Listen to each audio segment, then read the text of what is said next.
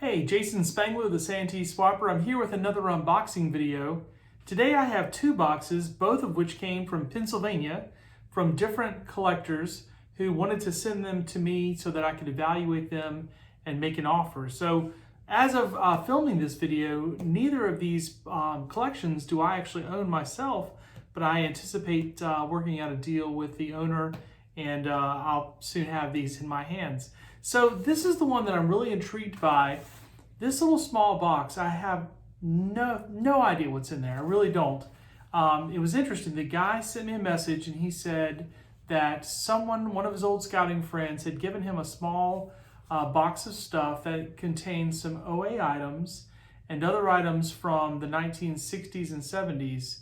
And he wondered if I might be interested in them. And I said, sure, of course. But he didn't send me any pictures, so I really have no idea what's in here. So that's kind of fun for an unboxing video when I'll be just as surprised as everyone else. So let me get out my handy knife and cut into this bad boy. Let's just see what's there. I have no idea what's in this box, but you know, when someone says 60s OA, my ears perk up. I'm like, oh, that's the era that I really consider to be vintage. I like that stuff a lot. So, all right, let's see what we got. Man, it really is a lot of flaps. Yeah, I didn't know what was in here. Okay, got it. All right, so let's just go through these. And I don't really know the era, but I want to show them to you so we can kind of see what we got. So these are sort of the classic Amangamec Whippet flaps that were around for a long time. Now these are cloth backs, so that might be a little earlier version, but I think the red is either Ordeal or Brotherhood, not sure about that. And here's a Lodge 421. Here's a Delmont, that yellow border. Can't remember if that's Brotherhood or what that one's for. Here's a Twill, Braves of Decorah. Of course, your Lodge 555, that's the one for overseas folks. Wipplewicki out in Arizona. Buckskin in New York. It's kind of funny, you know, some of these lodges, every collection I get, I'm gonna find one of these, I'm gonna find another one of these. You know, some of these lodges, their flaps were so well traded at national events that you're almost guaranteed to find them. So far I haven't seen anything too rare in here. Here's a nice pretty Tipasaw from Florida. Another Florida one, Timaquan 340. Here's one from New Jersey, and that's a cloth back one. Here's an old Eguatawa D, again cloth back, even though it's not too good. That's Pennsylvania. Dizok Tonga. Twill there. Got your good old Buffalo. Another Pennsylvania one. So this one's dated 1982, so I'm guessing it wouldn't have exactly been a really old collection, but there's a nice stack of flaps here. Weatava from out in California, and a computer designed Black Eagle. And then this looks to be a pretty old one from Texas, from Houston. I'll have to look that one up and see what that looks like. That same series I was showing you earlier, there's your Vigil Honor with the gray. Again, in every collection, you're always going to find these 159s. A lot of times, the ones you'll find will be the S1s, and you might think an S1 would be worth something, but they're pretty common, actually. That guy's from Michigan, Tall Pine Council. Of course, that's going to be from Ohio. There you go, Natico, gotta have that guy in there. So I'm seeing a lot of the same flaps that I see in just about every collection, but that doesn't mean I'm not excited to get them. That's from Texas. There's St. Louis. There's a nice old California flap. I think that's from West Virginia, yep, sure is, yep. Sanhegan, that's a 1979 Twill. Susquehannock, that's from PA. All right, then here's an interesting looking Delmont. So that's a nice old Delmont there. 43, that's a round. Octororo 22, Pennsylvania. Unami 1, of course, that's going to be your Philadelphia from Pennsylvania. Here's an old one out in Texas. Again, even though it's a nice cut edge, that's St. Louis, made a lot of those. Bunch from Delmont. Of course, like I said, this is a PA collection, so it's probably not too surprising. Another one from Texas. Here we go, California, nice old Twill from 1981 Noack. Probably didn't have a lot of 81 Noack issues. It didn't really do that very much in those days. It's out in California and Los Angeles. Another one from that lodge. More from Delmont. Again, this is a PA collection. Takawampus, I believe that's Minnesota. Again, going back out to Houston, Texas. That guy. Sippo, Tantiki from up in New England, and also 309 from up there. And a Texas flap. So that is the group. So it's interesting, a whole stack of OA flaps. Certainly OA flaps are kind of my bread and butter. It's what I collected when I was a kid, and I can definitely do something with these. Looking through here, I see a lot of common issues, ones that I have seen plenty of times pass through my hands, but that's okay. I think I'm really excited the offer for the guy just to send it to me sight unseen so that I can make him an offer on this. So I'm gonna set these to the side, and then after I finish with the video, I'll sort of count these up and do some math and try to see if I can come up with a fair offer to send this guy and see if I can't bring these home. So let me set these down and kind of keep them situated. All right, the next one, you can tell this is a much bigger box. So this was sort of typical of a lot of collections that I get.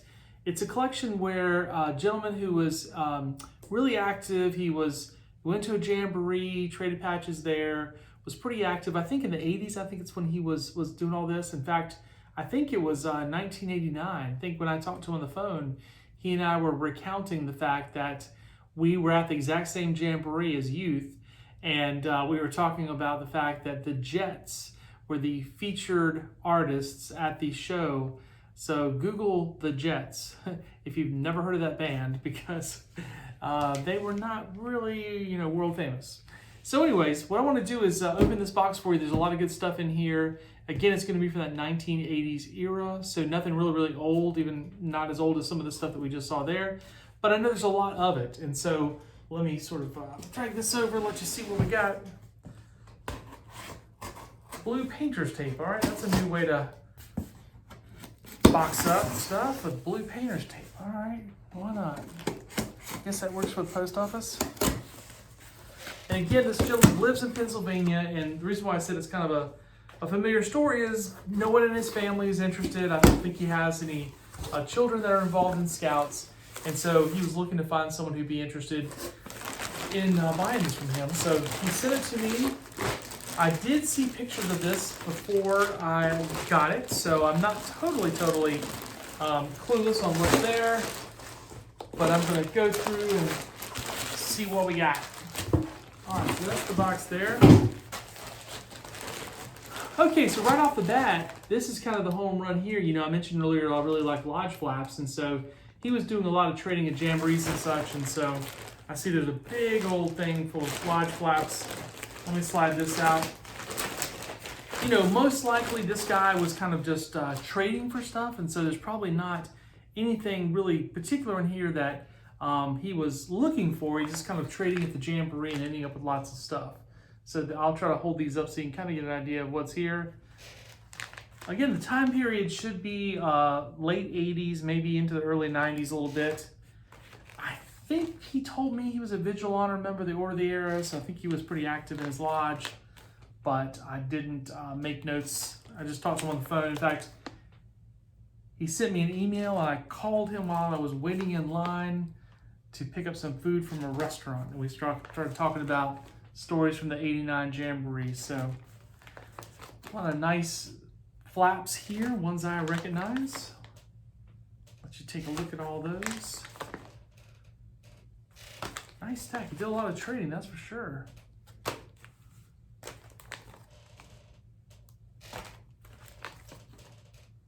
Okay. Probably should go through and count these later. And like I said, normally what I do is I crack these things open. I like to film the unboxing video so I get to see it for the first time, just like you do here. And then I'll go back and contact the guy and work out a deal. So I'll try to evaluate what's here, what is a reasonable price. Of course, someone like me can't pay retail on all these items, so I try to make a fair offer that's more like a wholesale deal, like I'm buying everything, so there ought to be sort of a discount built in there. So that's what I'll do with this fella. I always thought these 127s were pretty, with the rattlesnake on them. Kind of remember those from that Jamboree. At this Jamboree, I was actually collecting flaps that had wolves on them. And I was collecting flaps from Kecoughtan 463 with the Confederate flag on them because I think they had just done away with that and gotten away from that design. And so I thought that was kind of like a cool thing to go and collect. I'm not seeing a pattern here necessarily, but yeah, he did a lot of trading, whether it be at conclaves or other things. So that is great. I'll have to look these up and see what we got. Again, another beautiful flap there, 317. I always like those rattlesnake patches. So the 89 Jamboree, I traded patches all the time. I think I only did one patrol activity with my patrol. And my funny story about the 89 Jamboree is I went there as the assistant patrol leader of the Bat Patrol. And right at the end of the Jamboree, one day I got back very, very late because I had walked all the way to the other end of the Jamboree and I had to catch a bus back. And when I got back, apparently it might have been my turn to cook or something, I don't know. But I was relieved of my duties. So I did not leave the Jamboree as the assistant patrol leader. And it was all because of patch trading, because that's what I was doing all the time. So it's all good. I have fond memories of that Jamboree, even if I didn't come home as the assistant patrol leader officially. So some great flaps there. I'll take a closer look at those and see what we've got. All right, here's a little bag of Jamboree stuff. Nothing too exciting, but you know, if you're doing the unboxing, we got to take it out. See what we got here. So in 1989, a little piece of trivia for some of you guys. In 1989, this was the first time that they'd kind of set it up to have exploring officially kind of take part in the Jamboree and had a patch and a jacket patch for the explorers. But so my memory of this is that it really didn't pan out. They weren't really able to get many explorers to participate. And so these patches were made, but there wasn't really, you know, a contingent of explorers there to really make that happen. So 85 Jamboree, of course, 89, you're going to see that. That's what the one we were at together. Here's a sewn 57. And then some other ones here, 73, of course. This doesn't surprise me to see this. This is from Thailand. So at a lot of these Jamborees, you would have maybe patrols or small groups of international scouts that would come. I know the next Jamboree in 93, my troop hosted a patrol of scouts from Singapore, and that was a real neat cultural exchange for the boys from South Carolina to be with a patrol of kids from Singapore, which is a really interesting society, very, very different from ours. Here's some from the World Jamboree that probably he traded for at the 89 Jamboree. This is from the 87. The reason why it says 87, 88 is because, you know, the seasons are reversed in Australia, and so this Jamboree actually sort of happened over the new year because that would have been their summer, which of course is opposite for us. And then this was the USA contingent patches to that. And then there's also a USA contingent neckerchief in there and a slide. So that's kind of some good stuff. I'm not even sure I have that contingent neckerchief in my collection. A lot of Jamboree stuff is really common. You see it all the time. You know, you think about it, these Jamboree patches like this one from 1977, they might have made 200,000 of this one patch. So almost every collection is going to have one, and they really don't have, they have not appreciated in value at all. But it's still a Jamboree patch. Everybody knows what the Jamboree is, and so you get them a lot in collections. Go figure. All right, this looks to be kind of all the sort of random stuff, although I do see an OA jacket patch popping right out the top, so I'll break into that and see what we got. In any collection, you're going to have a lot of this kind of stuff. This is going to be what I call sort of the council activity items. Southern New Jersey Council, you know, 75th anniversary. All the guys from my period of time, we all recognize that diamond anniversary because they put it on all types of events, camps, even Cub Scout events. And these are just kind of all those patches that are the ones that come in a collection. Camp patches. Here's one he might have traded for, scouting in Canada. So don't see, I don't want to drag this on too long. I don't see anything too exciting. Let me see if I can skip to some OA patches that a few of you might be interested in. Yeah, there's a couple of OAs in here. All right. So there's an 88 Noack Patch. Noack Patch is very similar to Jamboree. They made thousands and thousands and thousands of this one patch, and so they're not very rare. Although I always did like this one from Colorado State from 1988. Here's a nice Area 6E. That's going to be Florida. It's a nice conclave patch from early on. Sanhegan. It looks like a conclave. Yeah, 4B conclave. And I actually do have a collection of conclave patches. This won't go in it though. And I think I already have this one in my collection. I collect the conclave patches from the original 12 regions. So like 1950 up through 1972. And I don't actively go out and try to find them, but whenever I get them in collections, I always keep them, and I have a nice box that I put them in, and a little checklist, thanks to Chris Jensen. I forget the other guy who helped him write that conclave book years ago. But anyways, I already have this one in my collection that looks pretty familiar to me. Scout Reservation there, another Delmont. Here's an arrowhead from that guy, and then Lodge 351. This looks like a conclave jacket patch. So I don't see anything else too exciting in this bag, so let's skip through that. All right, if you were doing scouting back during those days, you probably traded for hat pins. And so there's a whole bunch of hat pins going on here. Oh, and a few flaps too. All right, got some flaps here, CSP. And I'm noticing a bunch of flaps here. Now, I think the guy told me that he was from New Jersey, so it would make a lot of sense if he was from Lodge 107, and these were the patches he was trading at the time, which actually is a really pretty looking design, and then these were just ones he had extra and held on to. So for some reason they were wadded up in here. So there's no way I can get the camera close enough to see all these hat pins, but this is not so unusual. What people would do is kind of pin these on something. I've seen them pinned on lots of different things, handkerchiefs, just all kinds of stuff. Some of these are from councils, so they're JSPs for the Jamboree. At the top, there's some Lodge flap-shaped pins, and then also some other random Jamboree pins. So I literally have 2 Rubbermaid tubs full of these of hat pins similar to this, probably weighing, I don't know, 50 pounds. I probably have 50 pounds of hat pins. Maybe it's more. I probably should weigh it actually and find out. And one day, I'm going to individually photograph all the hat pins and list them for sale and find new homes for them.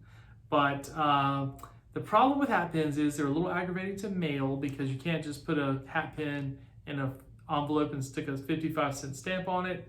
That doesn't work. So you have to charge a little extra for shipping, and then that kind of becomes a little bit of a burden because the pins sometimes are not that valuable, and then if you have to pay $3 to ship it, you know, the math doesn't really start to work too well there. But one day, it's on the list. I have a whole list back in the other room that has all of the projects that I have to do, and that's definitely on the project list. All right, now this is kind of curious because what I've got left is 3 bags, and all of them have envelopes. So it's almost like everything is containerized, but I'm not sure what is in the container. So let me just start with this manila envelopes and see what's in here. Maybe when he was organizing his collection, he organized it and decided to put things in manila envelopes. That's probably what this is. So I'm guessing one of them, aha, here we go. There's letters on it. So that's PA, so Pennsylvania. And so if I look at this, okay, these are going to be CSPs, all from Pennsylvania. And we got a lot of CSPs here, probably also some Jamboree shoulder strips. And here's a red and white strip. These are predated these colorful, fully embroidered and twill council shoulder patches. So these are all the PAs. Gotcha. I see his system now. All right. So then here's NJ. So you know this is going to be New Jersey. And so we get it here. We're going to have a whole lot of New Jersey strips. And I'll have to go through these. Again, some red and whites as well. Some of them are Jamboree strips, like this Hudson Hamilton. That's from the 85 Jamboree, I believe. So interesting stuff here. Go through that. Shoulder strips are not something that I particularly have collected myself, but Lord knows I had a lot of them, and I have bought them, I have traded them, I have sold them through the years, so that'll be fine. I speak the language. This one says NY, New York. So, of course, you're going to have your set there. This was the set. You can see the Twin Towers. So some people actually kind of like to get a collection of those guys because just for nostalgia's sake, since we all remember 9/11 and those towers fell. So that's probably the CSPs. And I'm guessing here, maybe we won't go through all these because there's a lot. But these are International, Arizona, New Mexico, Texas, Massachusetts, California. So I'm guessing these are CSPs. Yep. So each bag of these just has CSPs. And again, some of them are going to be Jamboree shoulder issues, and then some are just going to be regular issues. Like there's, just say for example, Bailey's Council 1989 Jamboree. Here's one from California. So these are kind of neat. I'll go through and separate them out according to which ones are from Jamboree and which ones aren't. So probably won't spend the time to go through all these just to eat up lots of time on the video, but we have one from Georgia, Hawaii, Missouri, North Carolina, Florida. Did I read Florida? No. Nebraska, Missouri, Ohio, Arkansas. Man, he really is organized here. And then we look again. And similar thing, we just have lots and lots of states where he has divided them up. I'm just looking to see if I see anything else that would suggest there's like one of rank patches or something. But it looks like just state names. Indiana, Maine, Illinois, Colorado, and he's got multiple states, Louisiana, Mississippi, etc. So that looks to be kind of the flavor of it. So basically took all of the CSPs and organized them in these letters, these little catalog envelopes, and these are all shoulder strips, although some of them are JSPs, Jamboree shoulder patches, some are red and white. So there'll be a lot of sorting to go through this, but that's okay. So again, I have not purchased this collection yet. I've emailed the guy recently and just kind of reestablished contact with him and said, yeah, I've got your box, I'm going to look through it, and we'll be in touch. So hopefully I will talk to him and work out a deal where I can buy these, and then I'll decide what to do with them next. So anyways, so I hope you enjoyed this unboxing video. If you're interested, I have probably a dozen, maybe I'm up to 20 now, I've kind of lost track, other unboxing videos where I buy collections from people that find me on the internet. Sometimes I've already paid for the collections, and then in some cases they send them to me to evaluate so we can work out a deal. So anyways, thank you very much for watching. Jason Spangler, the Santee Swapper.